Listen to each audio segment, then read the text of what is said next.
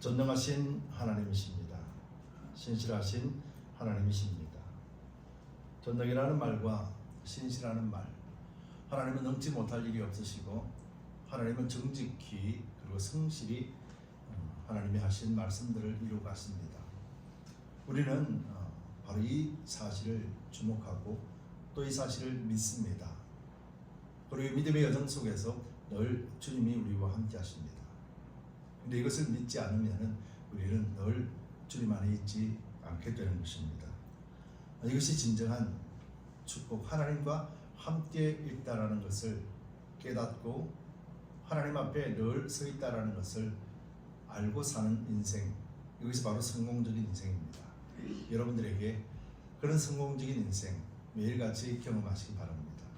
그리고 주님께서 허락하시는 것은 근심과 걱정이 아니라 하늘의 것은 상하지 않습니다. 변질되지 않습니다. 하나님이 주신 것은 영원한 것입니다. 바로 이 축복이 여러분과 여러분 가정 안에 또 여러분들이 행하는 모든 일들 속에서 경험되어지고 넘쳐내시기를 다시 한번 예수 그리스도 이름으로 축복합니다. 우리는 이 세상 사는 것, 우리가 그냥 단순하게 삶을 살 때는 전쟁이라는 단어, 직접적으로 싸움이 있지 않으면 전쟁이라는 단어를 우리는 잘 쓰지 않습니다.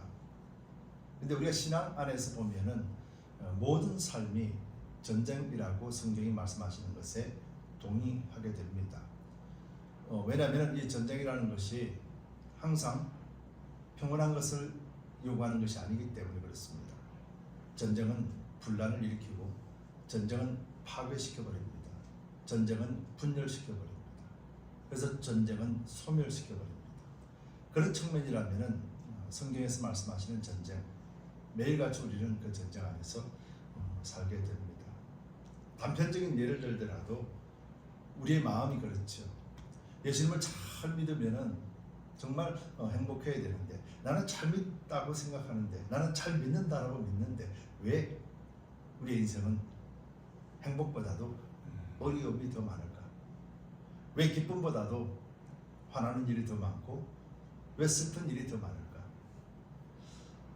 우리는 잘 믿는다라고 얘기하는데 왜 이런 일들이 우리에게 다가올까?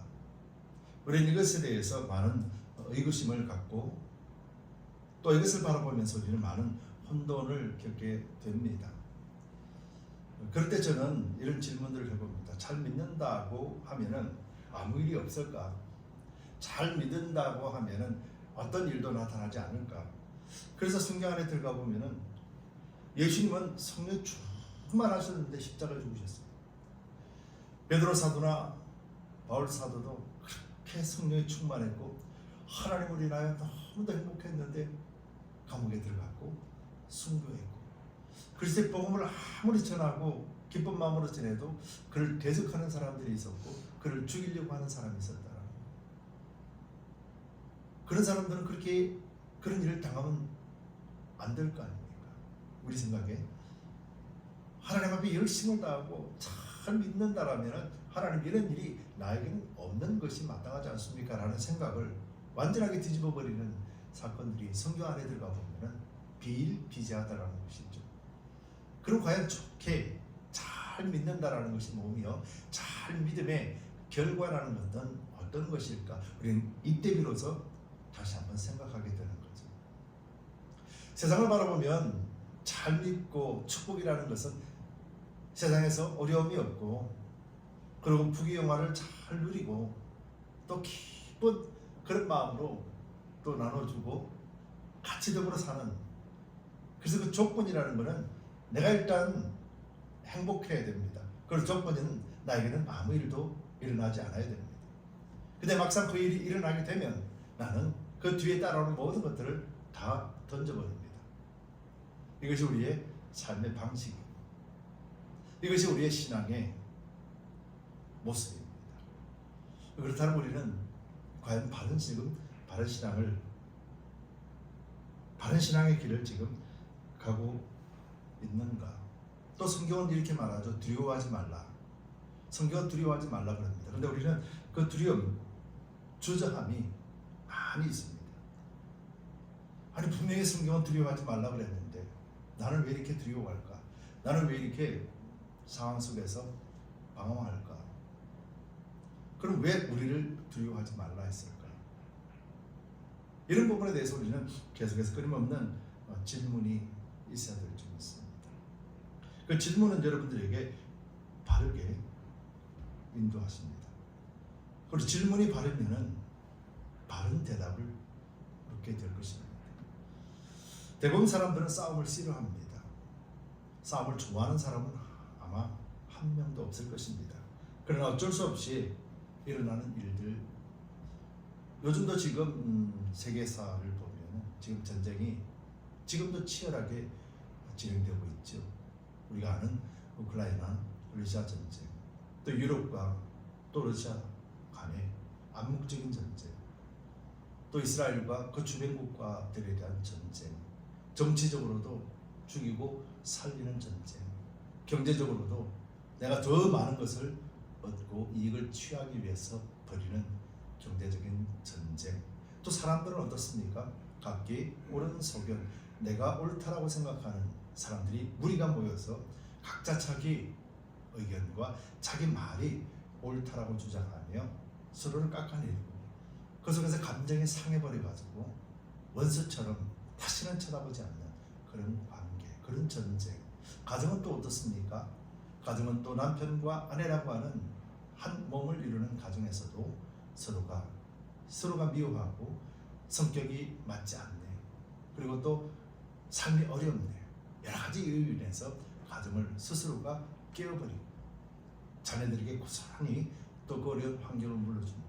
또 자녀들은 어떻습니까? 그런 환경에서 자라면서 부모 때부터 받은 그 상처가 치유되지 못하고 계속 반복되어져서 성인이 되어서도 그 상처들이 고스란히 드러나게 되고 이것이 결국은 개인의 문제가 아니라 공동체가 문제가 되고 전체적인 사회적인 문제가 되고 그래서 고립되어져 버리고 그래서 어떤 악한 일에 연루되어 버리고 이런 모습들이 모두가 전쟁들이죠. 근데 우리는 내가 아니면은 관심이 없고 내가 그 일을 당하지 않으면 나는 만족스럽고 행복하다고 여기는 것이 우리의 본래의 모습이라는 거죠. 그래서 사람들은요 전쟁은 싫어합니다. 그러나 누군가가 전쟁을 걸어온다라면 피할 수도 없습니다. 누군가가 나에게 전쟁을 걸어온다라면 분명히 싸워야 됩니다. 근데 여기서 중요한 것은 내가 힘이 없으면 절대로 이길 수가 없다는 것이죠. 우크라이나나 러시아 전쟁을 봐도 알 수 있지 않습니까? 힘이 없으면 매일 당하게 되는 것이죠. 이길 수 있는 유일한 것은 다른 것이 아니에요. 그보다 강하면 이기게 되는 거죠. 우리가 삶을 살아가는 방식 속에서도 마찬가지입니다. 이 세상이 지금 어떻게 흘러가고 있으며 사람의 관계가 지금 어떻게 되어가고 있는지를 바르게 보면은 우리는 언제나 그 속에 빠지지 않게 되고 바르게 분별하게 되면요 바른 길을 걸어갈 수 있게 되는 것이죠. 모든 것이 전쟁이고 그 전쟁에서 이길 수 있는 것은 내가 힘을 가지면 이기게 되는 것이에요. 경제적으로는 물질이 많으면 힘이라고 말하겠죠. 관계 속에서도 지식과 지혜가 많으면 이기게 되는 것이죠.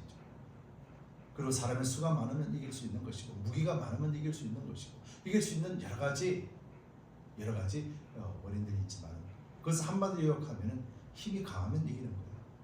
세면은 이기는 거죠. 이런 것들이 세상 원리 속에서도 그대로 비춰주고 있다는 것을 우리는 잘 압니다. 그리고 우리가 신앙생활을 한다면 영적인 의미로도 우리는 잘 알고 있습니다. 영적인 의미로 우리는 이 전쟁을 육적인 전쟁, 그러나 우리가 세상 살아가는 이 전쟁과는 완전히 판이하게 다른 전쟁이라고 묘사하고 있습니다. 여러분, 우리는 신앙은 영적 전쟁이라고 이야기하죠. 그 영적 전쟁의 의미는 뭔가? 영적 전쟁은 영으로서 행하는 전쟁을 말하거든요. 영적 전쟁이기 때문에 우리 육으로 가지고서는 육신으로서는 전쟁을 치를 수도 없고 이길 수도 없고 영적 전쟁은 우리 육신으로서는 알 수도 없고 알 수 없기 때문에 분별할 수 없고 분별할 수 없기 때문에 대응할 수 없습니다. 이것이 영적 전쟁의 의미예요.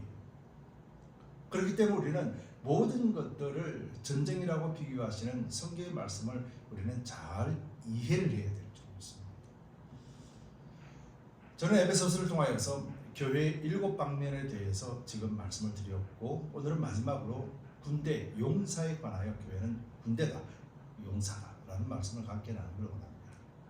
7방면에 있다. 첫 번째는 교회는 예수님의 몸이다. 몸과 예수님의 관계는 생명의 관계다. 머리와 몸은 붙어 있어야 되기 때문에. 두 번째로는 교회는 새로운 사람이다. 예수님과 교회가 한 몸을 이루었기 때문에 이 땅에 존재하지 않는 새로운 사람, 새로운 사람의 형태로 교회가 이 땅에 태어났다. 세상과 전혀 구별되고 세상과 다른 한 사람이 태어났다고 비유를 하는 것이 교회입니다. 예수와 한 몸을 이룬 것은 세 사람입니다. 그래서 세 번째로는 이 세 사람이 하나님의 안에서, 나라 안에서 한 가족, 패밀리를 이룬다. 이것이 교회의 모습입니다. 네 번째로는 이 패밀리는 결국은 우리가 미국에 살면 미국의 시민권자가 되듯이 우리도 하늘나라의 시민권자, 시민권을 가진 모임이 바로 교회의 모임입니다. 즉 시민권이라는 것은 하늘에 속해 있지 땅에 속해 있지 않다라는 영적 의미를 말하는 것이죠. 다섯 번째는 그래서 하나님이 함께 사시는 곳, 하나님이 임재하시는 곳이다. 이것이 교회라는 거예요. 여러분, 그렇기 때문에 교회는 늘 하나님이 함께 하시는 곳이어야만 된다는 것이죠. 그리고 여섯 번째는 이제 교회는 그리스도의 신부로서 신랑 되신 예수님을 기다리고 있는 그런 존재가 교회다.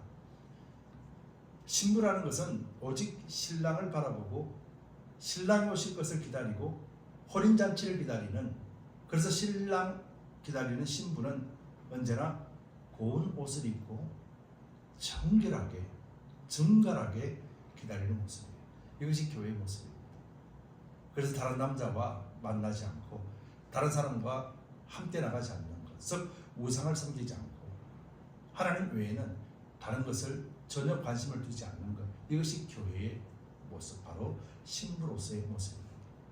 이런 6가지를 다 말씀드리고 난 다음에 마지막으로 교회는 하나님의 군대다, 용사다. 즉 전쟁에 관하여서 교회는 영적 전쟁에서 가장 앞장서서 하나님의 군대로서 하나님의 일을 감당하는 곳이 교회다. 대부분 사람들은 교회가 무엇인지 알지 못합니다. 아니, 이 교회에 관하여서 가르치지 않습니다. 성경 에베소서에서는 교회의 7방면에 대해서 이렇게 설명을 하고 있습니다. 누가요? 사도 바울이. 어디서요? 감옥에서. 바울은 지금 교회를 향하여서 하나님이 주신 비밀들을 깨달은 자로서 하나하나 설명을 해주면서 각자 7방면에서 원리들을 설명해 주고 있는 것이죠. 그래서 교회는 이것을 알 때 비로소 그리스도 안에서 힘을 얻을 수 있고 그리스도 안에서 살 수 있게 되는 거예요. 그래서 오늘 본문에도 뭐라고 말씀합니까? 마지막 7번째를 이야기하면서 10절 말씀에 정말로 너희가 주 안에서와 그의 힘의 능력으로 강건하여지고, 주 밖이 아니고 나의 능력이 아니고 주님 안에서 그의 능력이라고 말씀하는 것이죠. 그 능력은 바로 하나님의 능력, 하나님이 예수님을 부활시키셨던 그 능력, 하나님이 예수님을 말미암아 모든 사탄 세력들을 짓밟아버리고 이기고 하늘 보좌 우편에 앉게 하신 그 능력, 그래서 하나님이 친히 예수님을 교회의 머리로 두시며 이 땅에 새 사람을 탄생시킨 그 능력, 바로 그 능력으로 강건하여지라는 것이죠. 바울은 지금 그 사실을 알았기 때문에요. 그래서 바울은 감옥에 갇혔습니다. 억울한 일을 당했습니다. 복음을 전했는데, 하나님 나는 복음을 전했는데 왜 내가 감옥에 가야지요? 하나님 내가 복음을 전했는데 예수 믿으라고 한 죄밖에 없는데 왜 내가 매를 맞고 사람들에게 무시를 당해야 되죠? 하나님 나도 잘난 사람이에요. 요즘 말로 하면 나 하버드 대학 나왔어요. 우리 집안이 짱짱합니다. 그런데 왜 복음을 전했다는 이유 때문에 이렇게 억울하고 짓밟힘을 당해야 됩니까? 이렇게 말해도 누구 하나 탓할 수 없는 바울입니다. 근데 그 바울은 감옥 안에 들어가서 하나님 앞에 감사와 찬송을 드리면서 하나님이 왜 이곳에 넣어주셨는가, 왜 이곳으로 하나님이 이런 고통을 당하게 하셨는가를 깨닫고 보니 너무도 감사한 거예요. 왜요? 바울이 뭘 원했습니까? 예수님께서 바울에게 무엇을 명했습니까? 너는 땅끝까지를 정인되라 그러고 너는 이방인을 향하여서 내가 너를 선택하여 불렀다라고 말씀하셨습니다. 그 말씀을 기억한 바울은 감옥에 들어갑니다. 감옥에 들어간 그곳이 바로 뭡니까? 나에게 어려움을 주는 곳이 아니라 그곳이 바로 선교지였던 거야. 바울은 그곳에서 복음을 전하는 것이 하나님의 뜻인 줄 금방 알았습니다. 고통스럽고 힘듭니다. 그럼에도 여전히 그는 그리스도 안에서 이기는 자가 되었던 것이죠. 바울도 실망하고 넘어질 수 있겠죠. 바울도 왜 하나님, 왜 나에게 이렇습니까? 라고 말했다라면 바울은 그 자리에서 무너질 수 있겠죠. 그러나 바울은 그렇게 하지 않았습니다. 그런 힘듦 속에서도 하나님 앞에 간구하며 기도합니다. 하나님이여 나에게 힘주시고 능력 주시어서 하나님이 나에게 말씀하신 것들을 하나하나 이루게 하여 주옵소서. 내 능력이 아니라 하나님의 능력으로 충만하게 해 주옵소서. 나는 감당치 못하겠사오니 하나님이여 하나님의 능력이 나를 감당케 해 주옵소서. 여러분, 바울의 기도가 이런 기도 아니었습니까? 그래서 바울은 알게 된 거죠. 밝혀. 근데 들려오는 소식은 바울이 없는 교회는 다 무너져가는, 바울이 없는 교회는 이단이나 거짓된 자들에게 무너져가고 있는 소식을 들은 바울이 얼마나 안타깝겠습니까? 에베소 교회를 향하여서 교회는 이런 곳이다라고 분명히 말씀하며 7가지 방면을 통해서 에베소 교회에게 회람 서신으로 편지를 오게 해서 적었다. 오늘 우리에게도 이 말씀들이 다가옵니다. 교회가 무엇입니까? 단순하게 두드린 교회, 예비교회 이런 것이 아닌데 사람들은 이 교회는 마음에 안 들어, 저 교회는 마음에 안 들어, 이 교회는 이래서 좋아, 저 교회는 저래서 싫어. 성경도 모르고 교회도 모르니 이런 말을 하는 게 당연하죠. 그리고 이것을 성경은 영적 전쟁에서 졌다라고 표현하는 거예요. 여러분, 그렇다면 우리가 살펴보면은 성도로서 영적 전쟁에 무너지고 넘어진 사람들이 얼마나 많이 눈에 보입니까? 이 말씀을 알면은 지금 영적 전쟁에서 이기고 있는지 아니면 무너지고 있는지 눈에 보이게 된다는 것이죠. 바울의 눈에는 그것이 보이는 거예요. 성령 안에서는 그것이 보인다는 것이죠. 그래서 바울은 지금 마지막에 이제 성령 안에서 교회는 그리스도의 용사라고 하는 놀라운 비밀을 밝혀주고 있다는 거죠. 그 용사로서 너희는 잊지 말아라. 주 안에서와 그 힘의 능력으로 강건해지기를 원한다.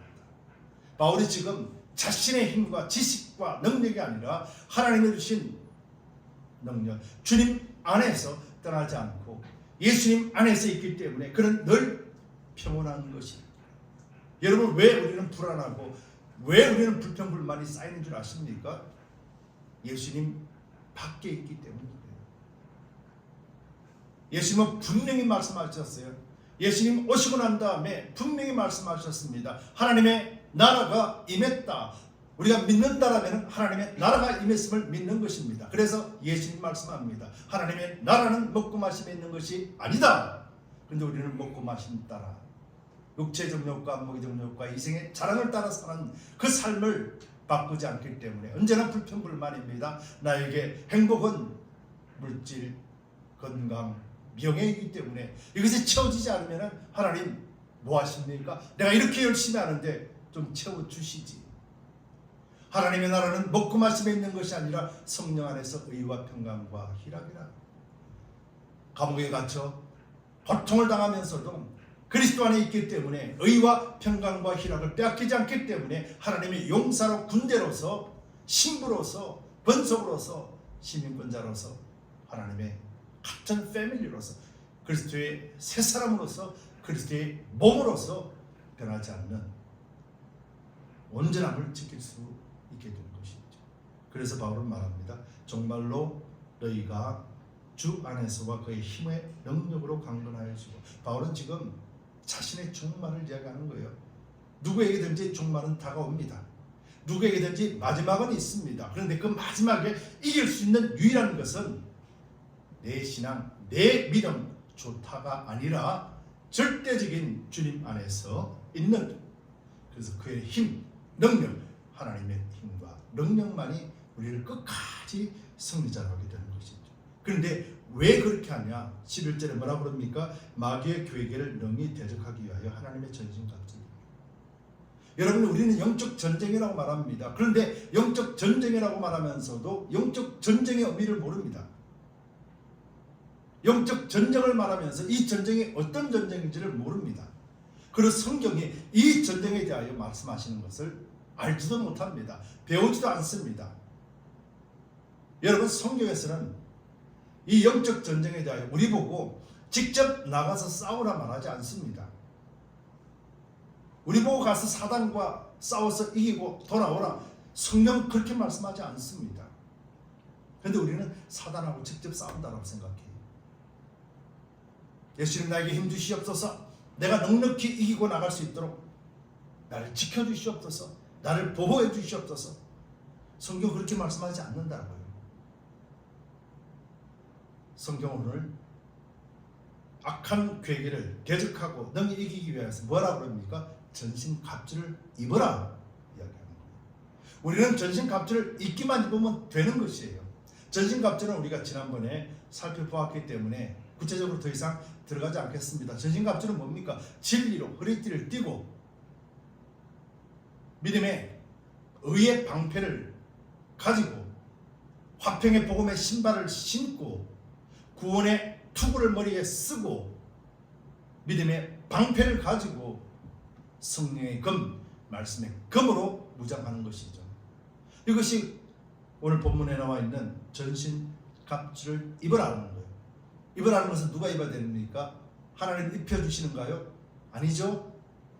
전쟁에 서 있기 때문에 내가 이기기 위해서는 내가 나가서 싸우는 게 아닙니다. 알몸으로 나가서 싸우는 게 아니에요. 신발도 신지 않는 것으로 나가서 싸우는 게 아니에요. 전신갑주를 입는 것이에요. 전신갑주는 오늘 본문 속에서 뭐라고 말합니까? 예수님의 옷을 입는 것을 이야기하는 것이 있죠.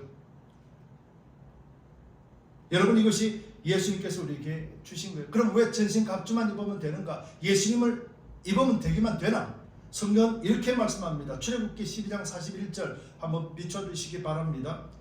430년이 마치는 그날에 여호와의 군대가 다 애굽 땅에서 나왔은 즉 하나님을 믿는 모든 성도들은 하나님 안에서 한 사람 한 사람의 백성이 아니라 하나님의 군대, 단체, 연합으로 표현하고 있습니다. 이스라엘 모든 사람들은 하나님의 군대입니다. 무엇을 위해서요? 가나안 땅에 들어가서 그 땅을 정복하고 그 땅을 하나님의 심판에 사용되어지는 하나님의 군사로서 사용한다는 의미지요. 교회는 이 땅에 악한 세력들이 지배하고 있는 이 땅을 교회 공동체가 하나님의 군대로서 이 땅을 무찔러 그 땅을 점령하는 것이에요. 이것이 군대의 의미예요. 예수님께서 뭐라고 말씀하셨습니까? 땅끝까지 이르러 내 증인이 되라. 여러분, 증인되는 게 쉽습니까? 가는 곳곳마다 방해합니다. 무슬림이 있고 이단 사상들이 판을 치고 있습니다. 그곳은 전쟁터입니다. 어떻게 전가할 수 있겠습니까? 예수 그리스도의 복음을 어떻게 전합니까? 그 속에서도 바울은 감옥에도 들어갔고 매를 맞았고 억울한 일도 당했습니다. 어떻게 복음을 전하겠습니까? 그것을 침략하고 침범해서 그 지경 그 땅을 넓혀나가기 위해서 우리는 어떻게 합니까? 가만히 예수 한번 믿어보실래요? 이것이 영적 전쟁입니까? 아닙니다. 담대하게 예수의 옷을 입고 침략하고 침투에 들어가야 되는 거예요. 전쟁은 싸우는 것이라 여겼지 않습니까? 악한 세력들을 무찌르는 자. 그래서 하나님의 군대로서 나가는 거예요. 그럼 하나님의 군대로 나가는데 우리가 어떻게 싸워야 되는가? 성경은 이렇게 말합니다. 빌립보서 2장 9절 10절 우리 한번 같이 읽어볼까요? 같이 읽겠습니다. 이름으로 하나님이 그를 지극히 높여 모든 이름 위에 뛰어난 이름을 주사 하늘에 있는 자들과 땅에 있는 자들과 땅 아래 있는 자들로 모든 무릎을 예수의 이름에 꿇게 하실 거예요. 꿇게 하셨어요. 하셨잖아요. 이미 공중 권세 잡은 자들은 예수의 이름에 무릎을 꿇도록 하나님이 완전하게 이루어 주셨잖아요. 예수님이 십자가를 통하여 사단이 모든 죄를 다 죄인들을 자기 것으로 삼았던 이것 예수님의 십자가를 인하여 죄를 구속하시고 죄 사함을 얻게 하여 예수를 믿는 모든 자들은 이제는 죄에 속한 자가 아니라 의에 속한 자요 하나님의 나라, 거룩한 나라에 속한 자이기 때문에 이제는 악한 사탄이 우리를 침범할 수도 없으며 매일 전쟁을 벌여도 이길 수밖에 없는 존재, 이미 이긴 자가 되었다라고 말하고 있지 않습니까? 근데 왜 매일 집니까? 매일 진다라는 이유는 뭡니까? 우리가 예수님 안에 있지 않다라는 것을 의미하는 것이죠. 그럼 우리는 이기려면 어떻게 해야 됩니까? 우리는 예수님만 바라보면 되는 거예요. 예수님 안으로만 들어가면 되는 거예요. 예수님 안으로 들어가는 것이 무엇입니까? 예수님을 의지하는 거예요. 예수님의 이름을 부르는 거예요. 어렵고 힘들고 환난이 있고 고난이 있고 그런 두려움이 있다 하더라도 예수님 안에 나는 이미 승리한 자라는 것을 고백하고 믿음으로 반응하는 것입니다. 물론 어려움이 여전히 있습니다. 바울은 여전히 옥에 갇혀 있습니다. 바울은 여전히 매를 맞았고 바울은 여전히 억울한 누명을 쓰고 감옥에 있습니다. 그런데 바울은 그 마음에 의와 평강과 희락은 빼앗기지 않습니다. 그 속에서 할렐루야 주님을 찬양합니다. 그 속에서 그리스도의 복음을 전합니다. 그랬더니 간수들이 예수를 믿게 되고 그랬더니 믿지 않는 자들이 놀라운 역사와 그리스도 안에서 구원받는 자들의 모습들이 드러나게 되는 것이죠. 여러분 우리의 목적은 생명 구원에 있는 것이지 우리 육체의 안위를 위해서 존재하는 것이 아닙니다. 모든 사람들은 다 종말을 맞이하게 됩니다. 누군가 혹여나 누가 종말이 없다 그런 사람 이상에 아무도 없습니다. 오늘 죽어도 죽고 100년 뒤에 죽어도 죽고 모든 사람들은 다 종말이 있습니다. 근데 우리가 오늘 천국에 있으면 내일도 천국에 있는 것이고 오늘도 주님 안에 있으면 하늘 나라에 속한 것이다. 그래서 그 기쁨과 즐거움은 빼앗기지 않는 것이죠. 이것이 이길 수 있는 비결이라는 거예요. 예수님은 고통 속에서 절망을 당하셨습니다. 그렇지만은 아버지여 아버지여 어찌하여 나를 버리시나이까 그는 처절한 외로움과 고통 속이었지만은 결코 하나님 안에서 승리했습니다. 다 이루었다. 그리고는 그를 하나님이 높이셨습니다. 그를 살리시고 하늘 보좌 우편에 앉히셨어요. 여러분들이 지금 어디에 있습니까? 여러분들의 위치가 어디 있습니까? 영적 전쟁에서 여러분들의 위치가 어디입니까? 여러분들 지금 세상 미국에 살면 로스앤젤레스가 여러분들의 위치입니까? 지금 영적 전쟁이라고 말했습니다. 여러분 영적 전쟁이 어딘가 바울은 이렇게 표시하고 있습니다. 고린도후서 12장 2절에서 4절 말씀입니다. 내가 그리스도 안에 있는 한 사람을 아노니 즉 자기 자신을 비교하는 거예요. 14년 전에 그가 셋째 하늘에 이끌려 간 자, 셋째 하늘이라고 했습니다. 그가 몸 안에 있는지 몸 밖에 있었는지 나는 모르거니와 하나님은 아시느니라. 즉 자기 자신을 이야기하죠. 내가 이런 사람을 아노니 그가 몸 안에 있었는지 몸 밖에 있었는지 나는 모르거니와 하나님은 아시느니라. 그가 낙원으로 이끌려 가서 말할 수 없는 말을 들었으니 사람이 가히 이르지 못할 말이로다. 삼층천 어디라고 그럽니까? 바울이 낙원이라고 표현하고 있어요. 예수님의 십자가 죽으시는 첫 번째 오른편 강도가 어디에 있습니까? 낙원에 있습니다. 그럼 우리란 어디에 있습니까? 지금 우리는 그리스도 안에 있는 여러분들은 지금 어디에 있습니까? 낙원에 있다라는 것이잖아. 그럼 여러분 소속은 어디입니까? 2층이 아니라 3층천이라는 거예요. 바울만 갔다 온 것이 아니라 믿음에 있는 모든 자들은 우리의 소속은 하나님이 계시는 곳이라는 거예요. 하늘의 소속이라는 거예요. 그럼 공중권세는 어디입니까? 바로 하늘. 하나님이 창조하신 하늘. 그것이 오늘 공중 권세 잡은 자들, 사단의 세력들이 다스리고 있는 우리가 말하는 하늘 2층이라고 이야기하는 거예요. 바울은 그 2층 위에 3층을 갔다 왔다라는 거예요. 즉 우리의 소속은 2층에서 밑으로 소속된 것이 아니라 우리의 소속은 3층에 있는 소속이라는 거예요.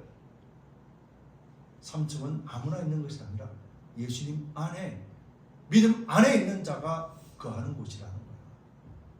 그래서 우리는 그 3층이라고 하는 것은 실패자, 낙오자들이 가는 곳이 아니라 예수님 안에서 승리자가 있는 곳이라는 거예요. 여러분 그래서 요한계시록에서 분명히 말하고 있지 않습니까? 요한계시록 19장 20절, 또 20장 10절, 20장 14절에 보면 세 번의 심판이 있습니다. 짐승과 거짓 선지자들이 첫 번째 유황불못에 던지우는 완전한 심판 끝났다라고 이야기했습니다. 두 번째는 사단이 완전하게 유황불 속에 집어넘김을 당하는 심판을 받았다 이야기했어요. 이것은 앞으로 그렇게 될 것이다가 아니라 이미 이루어졌다라는 거예요. 겉모습은 살아있으나 이미 죽은 존재들이라는 거예요. 거짓된 자들, 우상, 사단들은 겉모습은 살아있고 우리를 유혹할지 모르나 이미 죽은 자들이라는 거예요. 여러분 이 말씀을 적용해 보시기 바랍니다. 죗값은 사망이라. 이미 죽었단 말이에요. 그렇기 때문에 우리는 죽은 존재 안에서 그것을 두려워하는 것은 나도 죽었기 때문에 사단에 속해 있었기 때문에, 그러나 지금은 아니라는 거예요. 지금은 예수님 안에서 새로운 피조물이라는 거예요. 그래서 우리는 두려워할 일이 없고 두려워할 수 없고 우리는 계속해서 이길 수밖에 없는 삶을 살아가는 거예요. 지속적인 승리할 수 있는 그런 존재가 되었다는 거예요. 그래서 지속적인 승리하기 위해서는 뭐라고 이야기합니까? 18절에 모든 기도와 간구로 하되 무시로 성령 안에서 기도하고 이를 위하여 깨어 구하기를 항상 힘쓰며 여러 성도를 위하여 구하고 나를 위해서도 구하라. 뭐라고 이야기합니까? 기도하라고 이야기하잖아요. 깨어 있으라고 이야기하잖아요. 여러분 깨어 있습니까? 여러분 기도하고 계십니까? 하나님의 나라와 의를 구하고 계십니까? 그렇지 않다면 우리는 매일 넘어지고 실패할 수밖에 없는 것을 우리는 그 길을 우리 스스로가 선택하고 가고 있는 거예요. 그래서 힘든 거예요. 그래서 두려운 거예요. 그래서 불안한 거예요.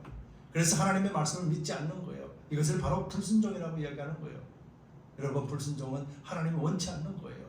예수님이 십자가에 죽으셨습니다. 믿는 자에게는 모든 하나님의 은혜를 다 주시겠다 약속하셨는데 그것을 누리지 못하는 것은 말씀을 믿지 않기 때문입니다. 말씀을 믿지 않고 듣지 않는 것은 불순종이라고 이야기하는 거예요. 여러분이 우리가 이것을 잘 알아야 될 줄 믿습니다. 그렇기 때문에 우리는 늘 그리스도 안에서 늘 위치로 이긴 존재로서 삶을 살아야 될 줄 믿습니다. 하나님은 여러분들을 너무도 사랑하십니다. 그러나 그 사랑을 깨닫지 못하면 하나님의 사랑은 여러분들 것이 아닙니다. 천국은 침노하는 자의 것이라고 했습니다. 가만히 있으면 천국이 임하는 것이 아니에요. 믿음은 들음에서 나며 들음은 그리스도의 말씀이라고 했습니다. 세상 어떤 잡다한 것을 듣는 것이 아니라 그리스도의 말씀을 듣는 거예요. 성령이 오셔서 예수님이 하신 모든 말씀들을 생각나게 하고 기억나게 깨닫게 해주신다고 하셨습니다. 성령을 의지하는 것은 하나님의 말씀을 읽고 그 말씀을 통해서 하나님이 무엇인지, 하나님의 뜻이 무엇인지, 비밀이 무엇인지를 밝히 알게 하시는 것입니다. 이것이 하나님을 아는 것입니다. 밝히 알 때 우리는 주님 한 분만을 절대적으로 신뢰하게 됩니다. 주님만이 나의 구원주십니다. 주님만이 나의 인도자가 되십니다. 고백하게 될 것입니다. 그 고백 위에 우리는 이미 전신갑주를 입고 있는 자가 되는 것이죠. 여러분 예수를 믿는 게 어렵습니다. 내가 세상을 바라보고 내 생각대로 하면 예수를 절대로 믿지 못합니다. 그러나 우리가 예수님만이 나의 구원자 되심을 인정할 때 그때 비로소 우리는 믿음의 삶을 사는 것입니다. 마음으로 믿어에 이르고 입으로 시인하여 구원에 이르느니라. 마음으로 믿지 않는데 입으로 나온다고 해서 그게 믿음이 아니에요. 믿음은 행함이 있게 믿는 것입니다. 영혼이 없는 몸같이, 영혼이 없는 몸이 죽은 몸같이 행함이 없는 믿음은 죽은 믿음이라. 그 행함이라는 것은 내가 열심을 다하는 것을 말하는 것이 아니라 내 속에 예수님이 살아계심이, 예수님이 나를 통해서 증거되어지는 것이 행함입니다. 예수님의 말씀이 나를 주관하고 말씀이 나를 주장하며 그래 맞아 예수님이 말씀하셨네, 성령이 인도하셨네, 깊은 깨달음으로 인해서 삶이 변화되는 것, 이것이 행함이 있는 믿음이에요. 아 예수님이 하라고 했지 내가 한번 해볼 거야, 그것이 아니라는 거예요. 그런 1차원적인 이야기가 아니라는 거예요. 깊이 하나님의 나라 천국 백성으로서 하나님 나라에 속해 있기에 나는 더 이상 세상에 속하고 사단 세력들에 속하여서 속임을 당하고 짓밟히지 않는다, 이 사실을 확연하게 알게 된 뒤로부터 기쁨과 감사가 넘치는 삶을 통하여 주님과 함께 늘 동행하는 자, 그것이 바로 행함이 있는 믿음이라는 거예요. 그것이 바로 영혼이 있기 때문에 생명이라고 말하는 거예요. 성경은 이것을 말합니다. 여러분, 그래서 성경은 알아야 됩니다. 모르면 죽습니다. 성경을 모르면 예수님을 믿지 못합니다. 성경은 내 생각과 내 의로 믿으시는 게 아닙니다. 성경은 믿는 것은 하나님의 선물이심을 믿는 것이죠. 친구들이죠. 여러분, 예수님께서 첫 번째 우리에게 하늘의 복을 주실 때 팔복에 대해서 말씀하시면 첫 번째가 뭡니까? 심령이 가난한 자는 복이 있나니 천국이 제 것입니다. 심령이 가난한 것은 주님, 나는 아무것도 아니오니 주님이 나의 주인 되시고 나는 아무것도 모르니 주님 깨닫게 해주옵소서. 성령께서 나를 깨닫게 해주시고 그 말씀 안에서 살기에 성령께서 친히 인도해 주옵소서. 성령을 전적으로 신뢰하고 의지하는 것입니다. 내 생각은 이렇다 할지라도 성령이 말씀하셨다라면, 하나님의 말씀이 이렇다라면 그쪽으로 옮기는 것입니다. 이것이 심령이 가난한 자예요. 하나님, 왜 나에게는 이런 어려움을 주십니까가 아니라 하나님이여, 이 어려움 속에서도 하나님의 뜻을 발견하게 해주옵소서. 이 어려움 속에서도 하나님의 영광을 드러낼 수 있도록 하나님의 내 심령을 주장하여 주시옵소서. 이것이 심령이 가난한 자입니다. 사도 바울이 감옥에 있으면서도 그 마음을 빼앗기지 아니하고 천국의 기쁨을 누렸던 것, 바로 의와 평강과 희락을 누렸던 것, 바로 바울은 심령이 가난한 자였기 때문에 그렇습니다.